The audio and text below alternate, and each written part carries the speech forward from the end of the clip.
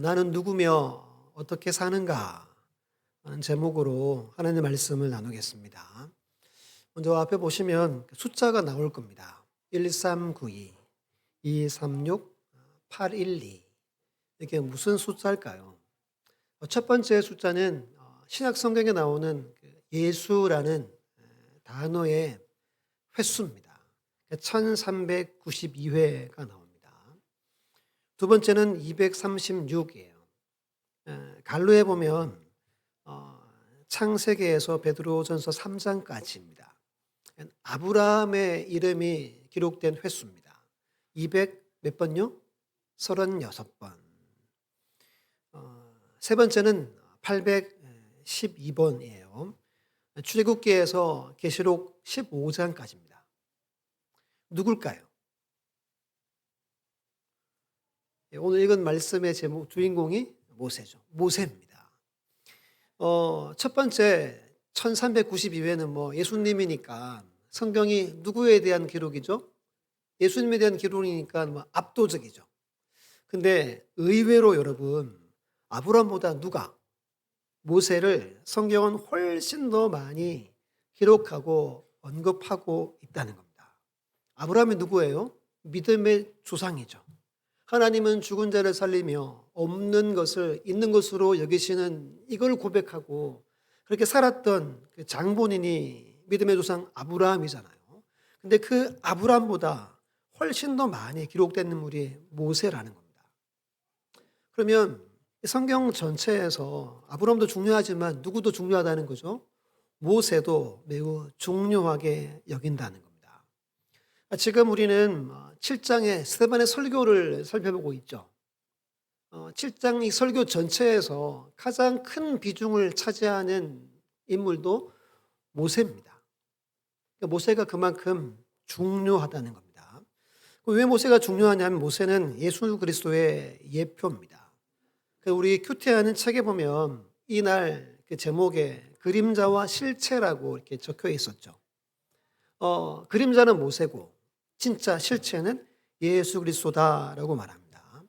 닮은 꼴이 여러 개 있는데 그중에 두 가지만 말씀드리면 두 분 다 태어날 때 죽어야 됐어요. 애굽의 바로 왕이 죽이려고 그랬죠. 그리고 예수님은 헤롯 대왕이 2세 이하의 사내 아이를 다 죽이라 명했습니다. 첫 번째 공통점이고 두 번째는 하나님 모세를 보내죠. 근데 백성들이 완악한 마음이 있어가지고 모세를 인정해 주지 않습니다. 계속 모세를 거역하고 광야에서 목사의 마음을 아프게 합니다.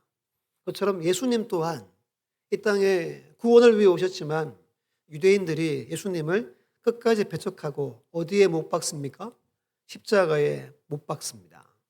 결정적으로 두 가지가 공통점을 이룹니다. 그리고 오늘 말씀에서 스데반이 모세를 설교하는 이유는 모세가 율법을 받은 자이기 때문입니다.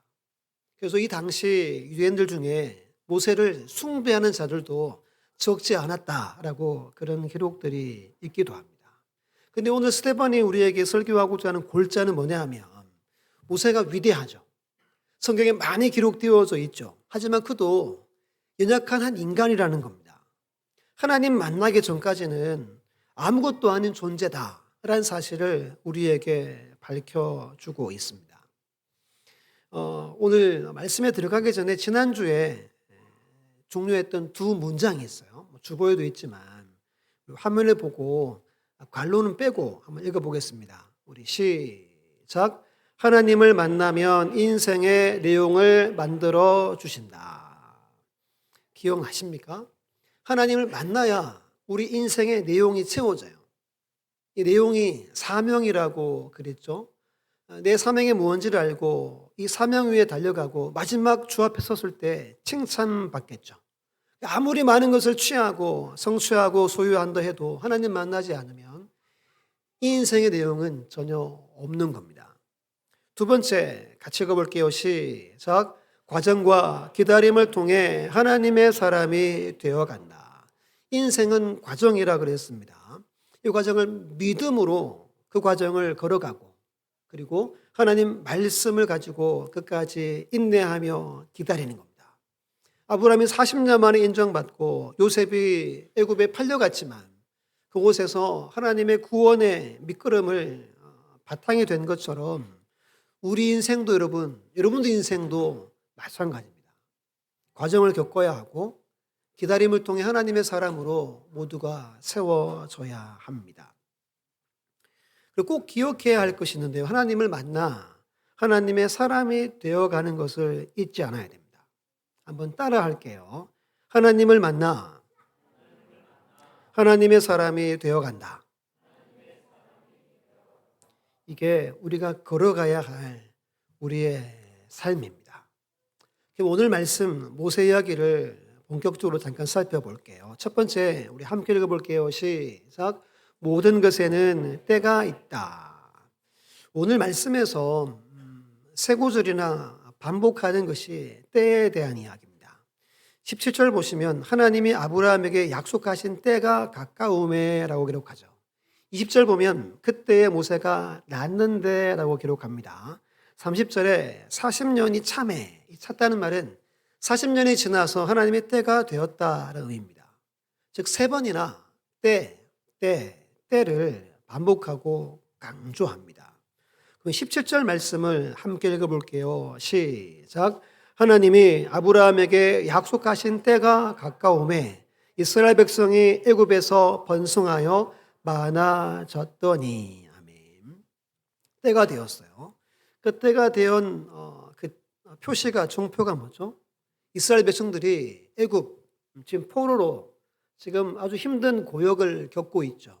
하지만 이곳에서 하나님이 엄청나게 불어나게 했다는 거예요. 번성케 하셨다는 겁니다. 그리고 이때에 하나님이 쓰실 사람 모세를 하나님이 보내셨음을 말합니다. 이곳에서 400년 동안 타국에 살면서 하나님은 놀라운 복을 이들에게 베풀어 주셨습니다. 그것이 6절, 7절 이미 앞에서 우리가 읽었던 내용이죠. 그리고 18절, 19절 보면 요셉을 알지 못하는 새 임금이 세워지고 더 이상 이 백성들을 번성케 하지 않게 하기 위해서 아이들을 죽이라고 명합니다. 이때 누가 태어나요? 이때 모세가 태어납니다. 우리 20절, 21절을 성경 보고 함께 읽습니다. 시작. 그때 모세가 낳는데 하나님 보시기에 아름다운지라 그의 아버지의 집에서 석 달 동안 길리더니 버려진 후에 바로의 딸이 그를 데려다가 자기 아들로 기르매. 아멘. 이때가 언제입니까? 남자아이, 사내아이가 태어나면 무조건 죽여야 하는 때입니다. 아주 어두운 시대에 태어났습니다. 즉 죽기 위해 태어나는 거예요. 근데 하나님은 모세를 함께 하셔서 모세를 지켜주십니다. 그래서 100일 가까이를 부모님 집에서 길러요. 도무지 안 되어서 이제 갈대 상자를 엮어서 강에 띄우죠. 근데 마침 누가 그것을 발견합니까? 바로의 딸 공주가 그것을 발견합니다. 그리고 그럼 뭐 죽여도 될 건데 그때 이런 일들이 비일비재했겠죠. 근데 이 공주가 자기의 아들로 삼습니다. 죽을 운명으로 태어났지만 하나님이 지켜주셔서 그 가장 강대국인 애굽의 왕실에서 키워지게 됩니다. 어떻게 자랍니까? 22절 보면 모세가 애굽 사람의 모든 지혜를 배워 그의 말과 하는 일들이 어땠어요? 능했어요. 능통한 자로 자라납니다. 지혜가 넘치고 언변도 대단하고 모르는 것이 없고 못하는 것이 없는 자로 하나님이 키우셨다는 겁니다. 그럼 여러분 왜 이런 말도 안 되는 영화죠, 영화. 안 그래요? 어떻게 이렇게 그때마다 만나서 뭐 공주가 데려가서 이렇게 하나님이 돌보십니까? 그 이유가 뭐예요? 왜 어떻게 이런 일이 일어납니까? 하나님의 때가 되었기 때문이라고 본문은 분명하게 기록합니다. 전도서 3장 1절 세 번역으로 보면 화면 한번 보세요. 모든 일에는 다 때가 있다. 세상에서 일어나는 일마다 어떤 때가 있대요? 알맞은 때가 있대요. 이게 솔로몬이 지었어요. 솔로몬이 가장 지혜로운 사람이죠. 세상의 모든 일에는 때가 있는데 알맞은 때가 반드시 있다는 겁니다. 11절로 이하를 제가 또 읽어보고 잘 보세요. 하나님은 하나님이 하신다는 거예요. 모든 것이 제때에 알맞게 일어나도록 만드셨다. 더욱이 하나님은 사람들에게 과거와 미래를 생각하는 감각을, 영원을 사모하는 마음이 바로 이 말입니다. 과거와 미래를 생각하는 감각을 주셨다. 그러나 사람은 하나님이 하신 일을 처음부터 끝까지 다 깨닫지 못하게 하셨다. 이제 나는 깨닫는다. 기쁘게 사는 것, 살면서 좋은 일 하는 것, 사람들에게 이보다 더 좋은 것이 무엇이랴. 사람이 먹을 수 있고 마실 수 있고 하는 일에 만족을 누릴 수 있다면 이것이야말로 하나님이 주신 은총이다. 여러분, 먹고 사는 게 은총이래요. 이것에 만족하면 된다는 거예요. 안 믿으십니까?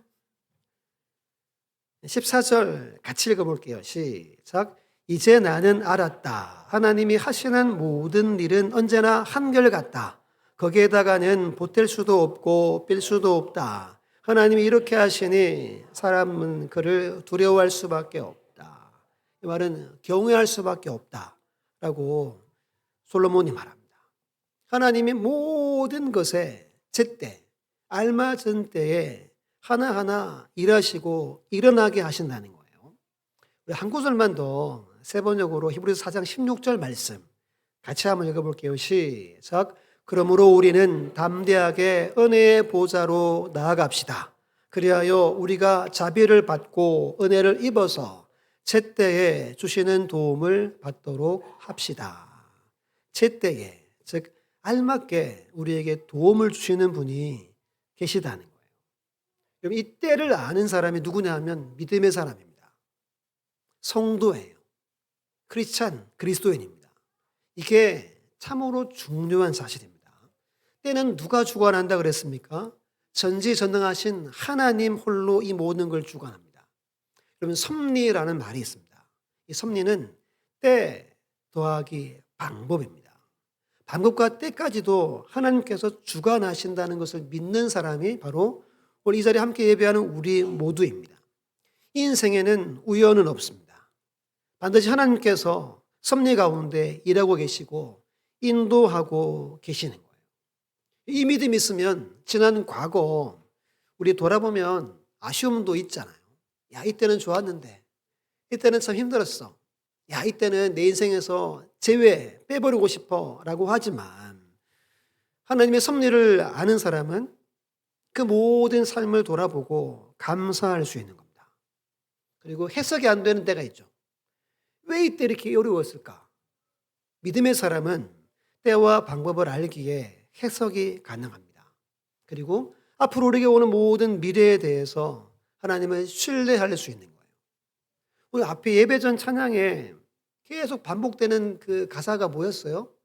신실하신 하나님이었어요. 하나님은 과거도 신실했어요. 앞으로도 신실하게 우리가 신뢰할 만한 인생을 인도하신다는 겁니다. 이게 오늘 첫 번째 중요한 메시지입니다. 때를 기다릴 줄 아셔야 됩니다. 그리고 때를 소망하며 은혜 가운데 우리는 살아가야 한다는 거예요.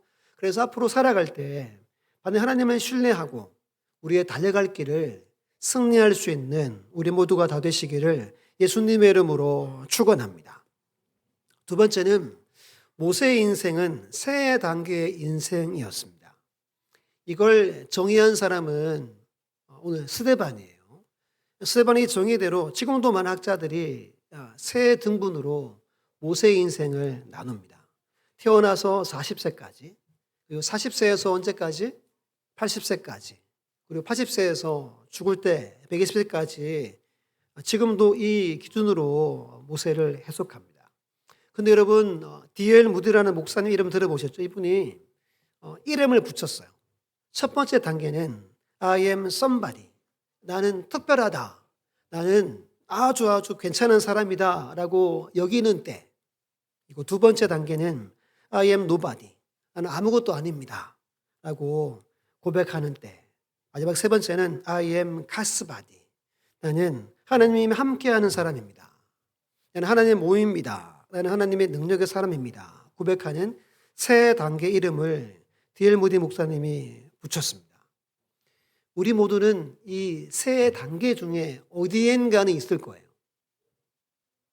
이걸 말씀드릴 테니 한번 잘 내가 어디에 있는지 잘 생각하셔야 됩니다. 첫 번째는 I am somebody입니다. 모세는 스스로 자기가 괜찮다고 생각했어요. 왜 그랬을까요? 누구의 아들로 자랐어요? 바로의 딸의 아들. 즉 왕자로 왕실에서 자랐습니다. 그러니까 뭐 모든 학문을 배웠겠죠. 앞에서 말했지만 모든 일에 능했습니다.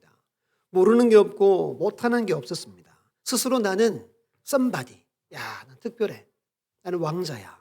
그리고 자기의 힘과 자기의 손을 의지하며 사는 사람이었습니다. 이 사람의 특징이 한 가지가 있는데 뭐냐 하면 자기 생각의 길을 간다는 겁니다. 중요합니다. 자기 생각의 길을 갑니다. 나는 특별해. 나는 괜찮은 사람이 하는 사람들은 자기 생각의 길을 갑니다. 근데 이 생각이라는 게 가치 중립적인 공간이래요. 그래서 마귀가 장난칠 수 있는 아주 적합한 적당한 장소라고들 말합니다. 요한복음 13장 2절 말씀에 마귀가 벌써 시몬의 아들 가룟 유다의 마음에 예수를 팔려는 생각을 넣었더라 그럽니다. 이미 여러분 벌써 넣었대요. 설교 준비하다 궁금한 게 언제 넣었을까?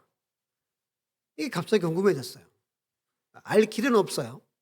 근데 이미 벌써 넣었대요. 너 예수 팔아라. 이게 사탄 마귀가 넣어줬다는 거예요. 여러분, 내 생각 같지만 누가 넣어준 생각일 수 있다는 거죠. 마귀가 넣어준 생각이 있다는 겁니다. 그 생각대로 끌려가다간 멸망할 수 있는 생각들이 있다는 거예요. 그래서 너무 자신만만한 사람들 간혹 있죠.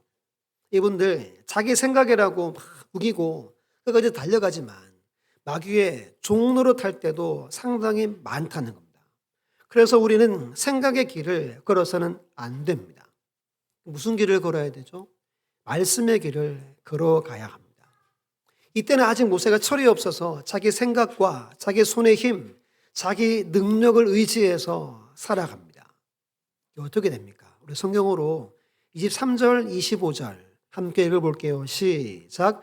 나이가 40이 되매 그 형제 이스라엘 자손을 돌볼 생각이 나더니 한 사람이 원통한 일을 당함을 보고 보호하여 압제받는 자를 위하여 원수를 갚아 애굽 사람을 쳐 죽이니라. 그는 그의 형제들이 하나님께서 자기의 손을 통하여 구원해 주시는 것을 깨달으리라고 생각하였으나 그들이 깨닫지 못하였더라. 아멘. 얼마나 기특한 생각입니까? 왕실에서 편안하게 나이 40만까지 자랐어요. 그러다 갑자기 하루아침에 자기가 누군지 안 거예요. 자기 민족, 자기 동족을 내가 돌봐야 되겠다. 내가 그들을 구원해 줘야 되겠다. 내가 그들을 내 힘으로 그들을 건져줘야 되겠다는 생각을 했다는 겁니다. 좋은 생각은 나쁜 생각이에요. 엄청나게 좋은 생각입니다. 근데 그 다음 보시면 좋은 생각 더하기 말씀 없음은 결론은 뭐냐 하면 살인으로 마칩니다. 잘 들으셔야 됩니다. 생각이 좋다고 좋은 사람이 아닙니다. 말씀 없이 아무리 좋은 생각을 해도 그의 인생은 그의 뜻대로 되지 않습니다. 잘 되겠지 하고 내 생각대로 출발해요. 그런데 중간에 엉뚱한 방향으로 우리 인생이 흘러간 일들이 한두 번이 아니잖아요. 성경 보시면 26기 18절 제가 읽습니다. 이튿날 이스라엘 사람끼리 싸울 때 모세가 와서 화해시키려 하여 이르되 너희는 형제인데 어찌 서로 해치느냐 하니 그 동물을 해치는 사람이 모세를 밀어뜨려 이르되 누가 너를 관리와 재판장으로 우리 위에 세웠느냐 네가 어제는 애굽 사람을 죽임과 같이 또 나를 죽이려 하느냐 라고 말합니다. 여러분, 그가 자기의 생각과 자기 힘으로 무언가를 해보려고 했지만 아무것도 이루지 못합니다. 자기 생각 믿고 자기 힘 의지에 사는 사람은 이처럼 연약한 존재라는 겁니다. 한순간에 와르르 무너집니다. 한마디 말에 무너지고 그 말 한마디에 견디지 못합니다. 호언장담했어요. 야, 내가 건져줘야지. 어떻게 합니까? 한마디에 도주 도망합니다. 우리 29절 함께 읽습니다. 시작.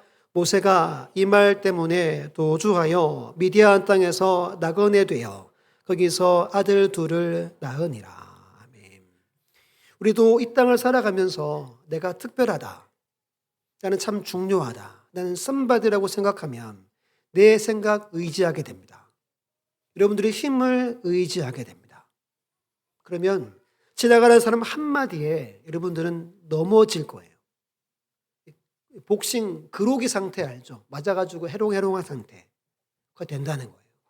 낙심하게 되고 절망하게 되고 좌절하게 되는 겁니다. 심지어 믿는 자 중에 사명을 떠나는 사람들도 발생합니다. 왜냐하면 내 힘을 믿었기 때문입니다. 내가 애굽의 왕자지. 내가 얼마나 대단한 사람이야. 내가 얼마나 많이 배웠어. 내가 얼마나 특별해. 내 지위가 이만큼이고 내가 이 대학 가서 내가 지금 여기에 다니는데 라고 자신만만한 사람들이 인생에 많죠. 근데 여러분, 이것이 광야 같은 인생에서는 전혀 도움이 되지 못한다는 게 오늘 하나님의 말씀인 겁니다.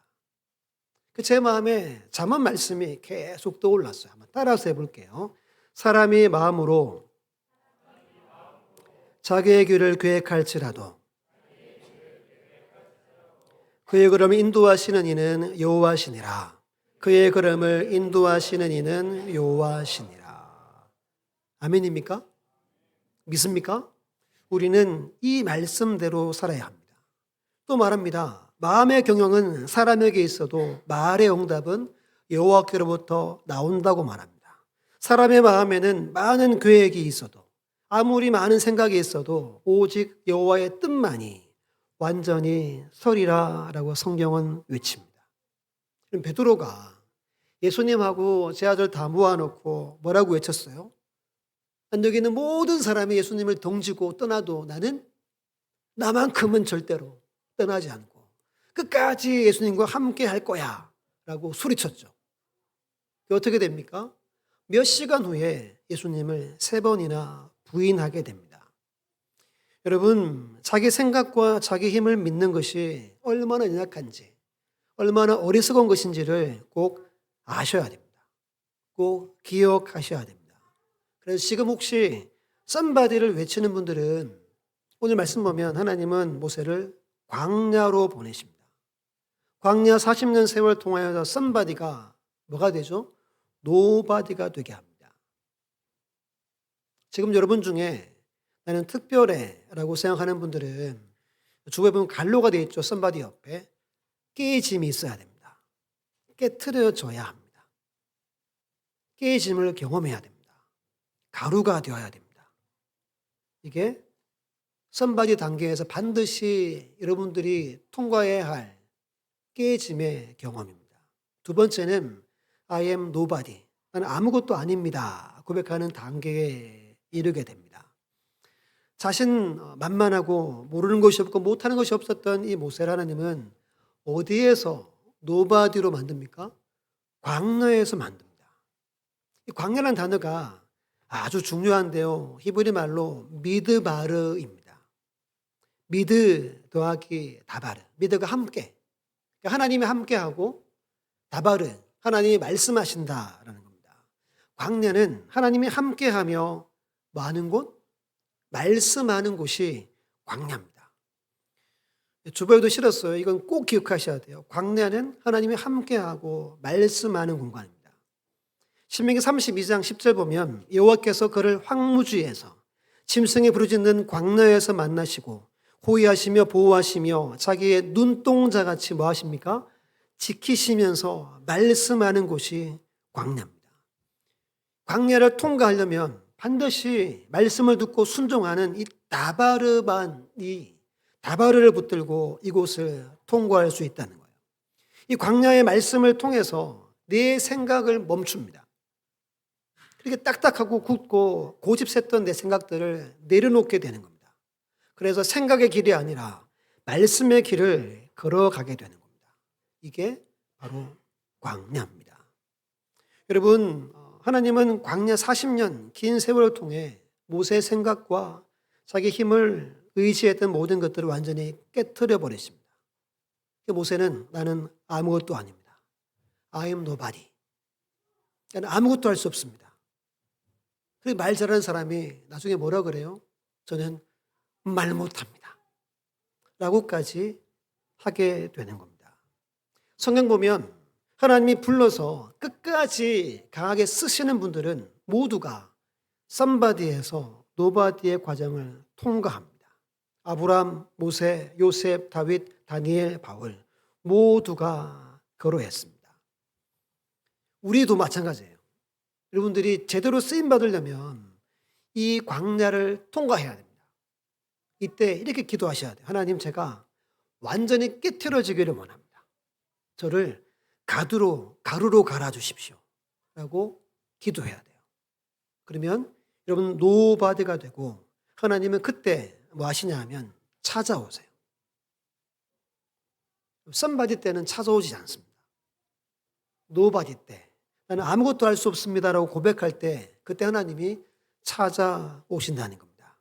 우리 성경 보고 30절, 33절 함께 읽습니다. 시작. 40년이 참에 천사가 시내산 광야 가시나무 떨기 불꽃 가운데서 그에게 보이거늘 모세가 그 광경을 보고 놀랍게 여겨 알아보려고 가까이 가니 주의 소리가 있어 나는 내 조상의 하나님 즉 아브람과 이삭과 야곱의 하나님이라 하신대 모세가 무서워 감히 바라보지 못하더라. 주께서 이르시되 내 발에 신을 벗어라. 내가 서 있는 곳은 거룩한 땅이니라. 아멘. 광야에서 모세는 노바디 할 때 하나님 찾아오셔서 그 생각과 힘과 모든 것들을 다 내려놓게 하셨다는 겁니다. 세 번째는 I am 가스바디입니다. 여기에서 하나님이 내 신을 벗어라고 말씀하는 단계입니다. 이 말씀이 들려야 가스바디가 되는 겁니다. 하나님의 몸이 되고 하나님의 사람이 되고 능력의 인생을 살아가게 됩니다. 지금 설교하고 있는 스데반이 바로 그 인물인 거예요. 그럼 여러분 신은 왜 하나님이 신을 벗으라고 말씀합니까? 신은 우리의 자존심을 말합니다. 나 자신을 말해요. 옛날에 설교 준비하다가 어릴 때 제가 중학교 때만 해도 나이키 별로 없었어요. 지금 나이키가 뭐 헌에 빠져가지고 가격도 많이 싸졌죠. 제 기억으로 그때 잘 사달라고도 못했지만 운동화 하나를 진짜 사달라고 그래가지고 하나를 사주셨어요. 그때 뭐냐면 액티브라고. 이게 코롱 스포츠였어요. 야, 지금은 엄청 이게 좋은 거죠. 이때는 좋은 게 아니었어요. 찾다 보니까 이게 있더라고요. 이거 정말 졸라가지고 이거 하나 제가 사시는 적이 있어요. 이거 꼭 기억하고 있어요. 색깔도 기억하고 기억해요. 저한테 귀했던가 봐요. 아무튼 여기 신이 바로 나예요. 나이고 싶은 게 오늘 신발인 거예요. 몇 해 전에 우리 중고등부 친구들이 노스 땡땡땡땡에 패딩을 다 입었죠. 그걸 보고 뭐라 그랬어요? 교복이라고 할 정도로. 그 가격이 어때요? 싸지 않잖아요. 상당히 비쌉니다. 근데 다 입었어요. 안 입으면 학교 못 갔어요. 그 정도였죠. 이게 나인 거예요, 나. 요즘 뭐예요? SNS에 사진들을 올리는 거죠. 해외 간 사진, 예쁜 배경의 사진, 음식 사진을 올리죠. 이게 공식 명칭으로 뭐죠? 자랑질 한다고 하죠. 이게 나쁜 말이 아닙니다. 원래 그렇게 쓰는 거죠. 이게 우리의 신이라는 겁니다. 하나님은 나이고 싶은 것을 벗으라고 말합니다. 너 깨져야 한다라고 말하는 거예요. 그렇게 되지 않으면 하나님은 여러분들이나 저를 그 어떤 일에도 사용할 수가 없습니다. 아니, 사용하지 않으십니다. 광야는 나이고 싶은 것이 사라지는 것이에요. 인생을 살다가 인생에 어려움이 찾아오죠. 건강이 나빠지거나 일들이 안 되거나 직장에서 갑자기 당신 나가시오. 아니면 지난주에 불 나가지고 그러면 난리 났죠. 저는 그 가족들이 아무 상관없는데 생각이 나요. 코리안 드림으로 왔잖아요. 어쩌면 지금도 모를 수도 있어요. 그쵸? 야, 이게 남 일인데 마음이 되게 아파요. 살다가 관계가 무너지거나 여러 가지 어려운 일들이 찾아오잖아요. 이게 다 광야예요. 그 어려움을, 고난을, 광야구나 여기며 살아가야 한다는 거예요. 이때 하나님 말씀이 제일 잘 들리고 모든 걸 내려놓을 수 있는 때인 겁니다. SNS 보면 솔직히 이런 거 어때요? 참 허망한 거고 유치한 것들이잖아요. 저도 이제 이렇게 다니면 되고 카톡에만 하는데 사진을 잘 못 올리겠어요. 그래서 누구만 그게 올려요? 이렇게 강사분 오시면 찍어서 올리고. 그 이외에는 이걸 올리기도 그렇고 올리기도 그렇고 그런 것 같아요. 그럼 이렇게 광야를 맞아서 다 사라질 때 누가 남죠? 하나님 한 분이 남는 겁니다. 이게 광야, 고난의 주인은 엄청난 유익인 거예요. 초대 교회는 아무것도 없었어요. 조직도 없고 은과 금도 없다라고 그들이 말했죠. 그들에게 뭐가 있었어요? 예수 그리스도의 이름, 그 이름에 능력이 있었죠. 일어나 걸어라. 일어나 걸었습니다. 이게 신을 벗은 하나님의 교회와 사람들 가운데 역사는 하나님의 일하심이에요. 광야를 통해 우리 모든 것들이 다 사라지고 다 흩어지고 오직 우리 주님만이, 하나님만 남고 그만 의지하는 단계가 바로 I am God's body입니다. 성경이 이렇게 말합니다. 내게 능력 주시는 자 안에서 내가 모든 것을 할 수 있다라고 말합니다. 너희 염려를 다 주께 말아 맡기라. 이는 그가 너희를 돌보심이라. 이 은혜로 우리가 살아가는 겁니다. 그러면 신을 벗는 이유가, 의미가 두 가지 있어요. 첫 번째는 부르심을 따라 살라는 의미입니다. 그리고 신을 벗는 건 과거를 내려놓는 거예요. 미래를 붙드는 거예요. 표대를 붙드는 겁니다. 즉 하나님의 부르심을 따라 살려고 하는 것이 바로 신을 벗는 겁니다. 지금까지 내 뜻과 내 원한대로 살았다면 이제부터는 하나님의 부르심을 따라 살겠다는 결단이 바로 신을 벗는 겁니다. 이걸 다른 말로 온유라고 말합니다. 성경은 민수기 12장에서 이 사람 모세는 온유함이 지면의 모든 사람보다 더하다 말합니다. 온유가 뭐냐 하면 온유는 하나님이 지워주신 십자가를 끝까지 지는 겁니다. 이걸 소명이라 말하죠. 부를소, 목숨명.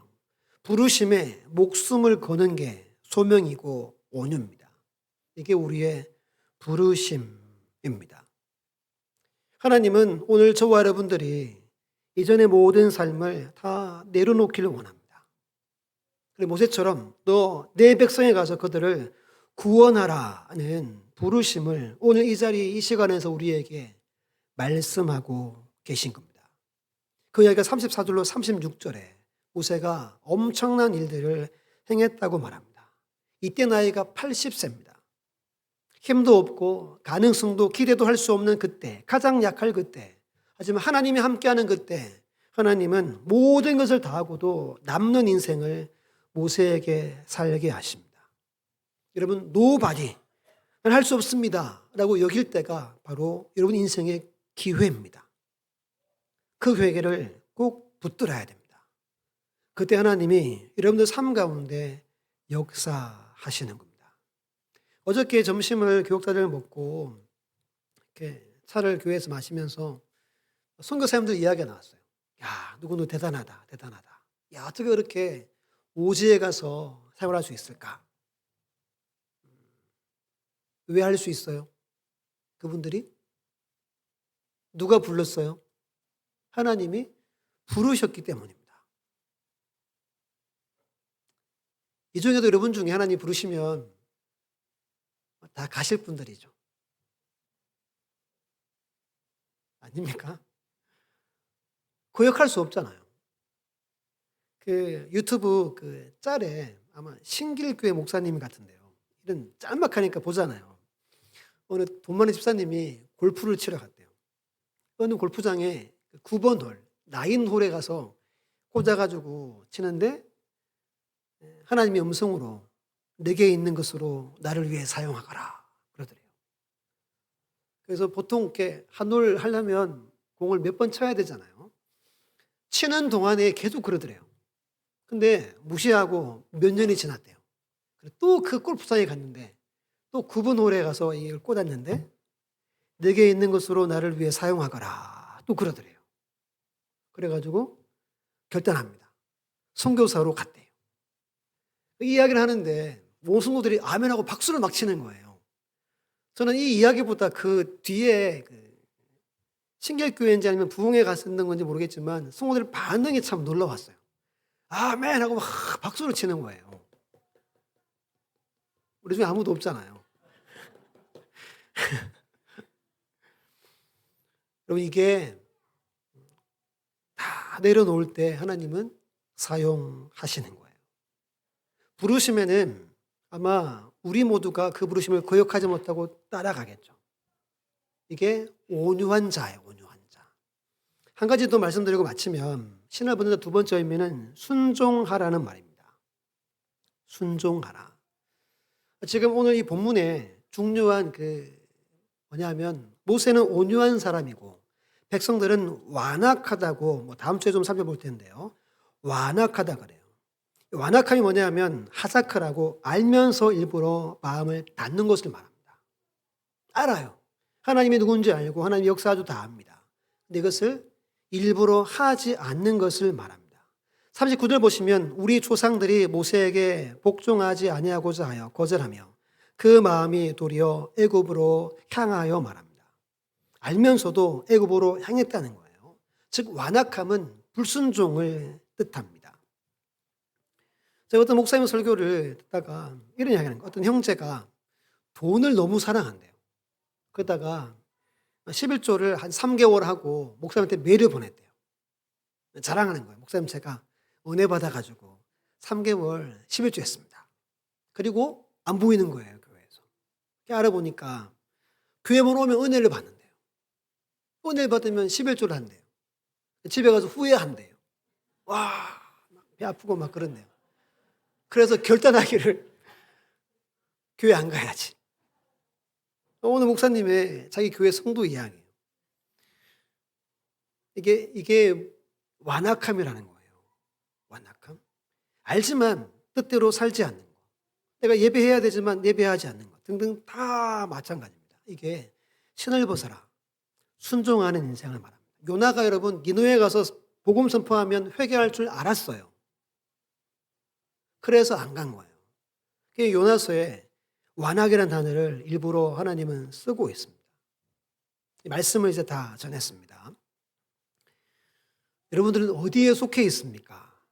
정말 바라기는 우리 모두가 노바디 상태에서 하나님이 찾아오시는 그 하나님을 만나고 그분의 음성을 꼭 듣기를 바랍니다. 그때 우리가 쓰임 받을 수 있어요. 그때 우리가 달려갈 길을 달려가서 온유한 자로 십자가를 끝까지 감당할 수 있는 삶을 살아갈 수 있습니다.